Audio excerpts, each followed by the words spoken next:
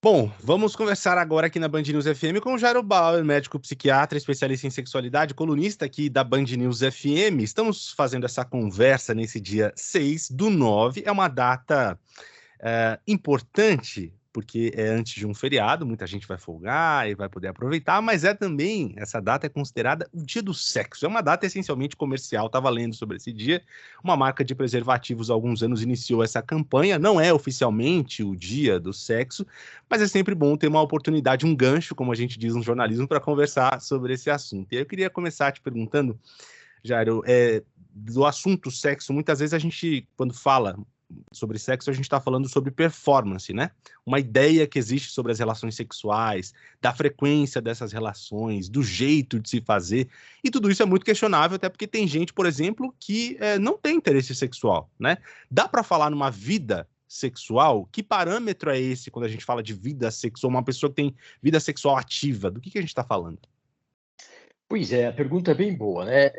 Em primeiro lugar, eu acho que é muito legal essa história que você trouxe para começar, que Dia do Sexo é uma data comercial, né? Mas eu acho que é uma oportunidade, uma janela de oportunidade, né? Ou um gancho, como você mesmo disse, para a gente explorar um pouco mais essa questão, falar ainda de estigma, tabu, preconceito que está ligado a essa questão da nossa sexualidade, né? E aproveitar para lembrar, né, a importância da gente cuidar e falar da nossa saúde sexual.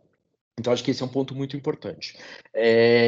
Agora, respondendo a tua pergunta, é difícil, né, a gente normalizar ou normatizar o que é vida sexual, né? Porque é bem o que você colocou, né, Renan? Cada um tem tem o seu jeito de funcionar, e mesmo durante a vida da gente, esse padrão, né, essa vida sexual, ela pode mudar, né? Então, com certeza, quem está ouvindo a gente já passou por fases em que ficou, às vezes, meses ou até anos sem fazer sexo, ou sem ter tanto interesse por sexo, ou pelo menos alguma fase da vida em que essa não foi uma questão central, né? E tem outras fases em que a questão sexual, a vida sexual, acaba ocupando um espaço muito importante da nossa vida, né? Então, eu acho que o mais importante, né, eu acho que é a gente relativizar, né, essa questão, não padronizar, não tentar normalizar e lembrar, né, que cada um de nós tem, né, uma vida sexual muito própria, muito particular, não tem, né, o que é certo, o que é errado, o que é normal, o que é anormal, o que pode, o que não pode, né, então dentro de um espectro, né, relativamente vasto, né, a gente pode variar muito e cada um de nós, né, ao longo da vida também varia, né, Renan? Uhum, com certeza. É engraçado porque hoje, pesquisando sobre o assunto e olhando as redes sociais, eu vi uma enxurrada de memes sobre o Dia do Sexo, a própria criação dessa data, né? O 6/9 faz uma alusão a uma posição sexual, usar de brincadeiras, de memes, de piadas, para falar de um tema tão importante é um bom jeito? Qual é o limite da brincadeira quando a gente fala de sexo? É um jeito de iniciar as conversas, mas não dá para falar o tempo todo só brincando, né? Como conduzir essas conversas? E eu acho que, assim, a gente poder falar sobre sexualidade, com, uma certa descontração, podendo até usar, às vezes, brincadeiras, memes, eu acho que tende a ser uma forma, saudável da gente falar de sexo, né. E, às vezes, para algumas pessoas, é até mais fácil lidar com a sexualidade ou falar, sobre sexualidade dessa forma. É só tomar o cuidado, né, dessa brincadeira, dessa piada, desse xiste, desse meme, não incomodar ninguém, né? Porque, de novo, né? Como cada um tem uma sexualidade muito própria e uma vida sexual muito própria, né?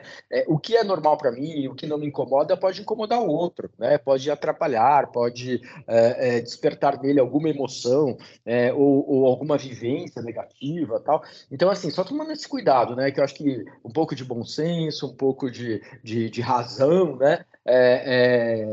Eu acho que pode ajudar a gente nessa situação, ou nessa avaliação, nesse julgamento, mas de uma maneira geral, eu acho que eu vejo com bons olhos. Se você poder falar de sexualidade de uma maneira descontraída, brincando, usando meme, acho que pode ser divertido.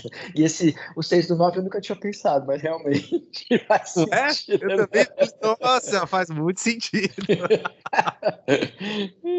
Tem muito pudor quando a gente fala de sexo e sexualidade, né? Talvez até aqui agora nessa nossa conversa, tocando no rádio ou no YouTube, talvez alguém tenha trocado de estação ou mudado de vídeo no YouTube, porque não está preparado para ouvir, porque acha essa conversa inadequada. Muita gente argumenta que não se deve falar de sexualidade com crianças, por exemplo. Tem um pânico moral em alguns temas, alguns tópicos que envolvem sexualidade, afetividade, gênero. Quando e como a gente deve começar a falar sobre sexo com as crianças, com os adolescentes? É importante falar sobre sexo e sexualidade, né? Eu acho super importante a gente poder falar sobre sexo e sexualidade com eles, com as crianças, com os adolescentes, da maneira mais descontraída possível, né? Eu acho que a gente tem que trazer essa discussão para o dia a dia, poder falar sobre isso, né? E quando eu digo falar sobre isso, discutir sobre isso, poder ter uma certa liberdade, né? Para abordar esse assunto, eu acho que eu estou pensando tanto em casa, né? As famílias poderem discutir essa questão de sexualidade como outras questões que a gente discute em família, e essa discussão também ser levada para as escolas. De novo, lembrar que a escola é um grande palco, né, de interação entre os jovens, né? Lembrando a Roseli Saião, né? E como é importante a gente usar, né, essa escola, esse cenário, esse palco, e essas interações sociais entre eles para poder discutir sexualidade, né? Então, acho que esse é um ponto muito importante. Tem um pânico moral, né? Como você mesmo disse, assim, vou falar de sexo com meu filho, eu vou despertar a sexualidade nele de uma maneira mais precoce, ele vai querer conhecer ou pesquisar as coisas que a gente está falando, está discutindo. Hoje em dia, com a internet, eles vão, de qualquer maneira, né, atrás de informações que vão chegar a eles de outras formas que não só a família, né? A vida emocional, a vida comportamental, a vida social do jovem não está só em casa, né? Ela está muito relacionada às interações sociais que eles vão ter fora de casa também, na escola, na rua, no prédio, enfim, né, no clube. Então, eles acabam sendo expostos a essas questões, as outras crianças falam sobre isso, os outros adolescentes falam sobre isso. Então, acho que em casa a gente pode oferecer um contraponto importante, né, para informações equivocadas, distorcidas, com vieses que eles podem trazer dessas interações sociais. Então, acho que é por isso que é importante a gente falar. A gente não antecipa nada, a gente não faz com que eles tenham uma vida sexual mais precoce, mas sim que eles tenham mais informações e saibam lidar melhor, né, com eventuais situações que podem causar desconforto, constrangimento ou até ameaças, né? A gente fala muito da gente poder falar sobre sexualidade para poder, de alguma forma, trabalhar com a questão, uma das questões, por exemplo, a questão de violência sexual, o abuso sexual, né? Como que a criança percebe, né, que ela pode estar numa situação de risco, né? Como que ela navega pela internet, né, sabendo eventuais riscos ou problemas que essa navegação pode oferecer para ela, né? Como que a gente trabalha essas questões se a gente não fala de sexualidade ou se a gente não fala de corporalidade, né? Então, acho que é importante falar sim, é importante alinhar com a escola essa discussão também, e eu acho que também a gente consegue, quando isso começa a acontecer de uma maneira natural, desde muito cedo, a gente acaba transformando essa conversa numa coisa muito mais fácil do que a gente imagina, a gente naturaliza essa discussão, e o melhor termômetro são eles próprios, as perguntas deles, as colocações deles, e tentar responder, obviamente, né? A gente não vai falar com uma criança como a gente fala com um adolescente de 17, 18 anos, mas dentro dessa possibilidade, desse entendimento emocional, comportamental, daquele momento de vida deles, né? Com jeito, com cuidado, né? Mas não evitando falar e tornando o assunto um tabu.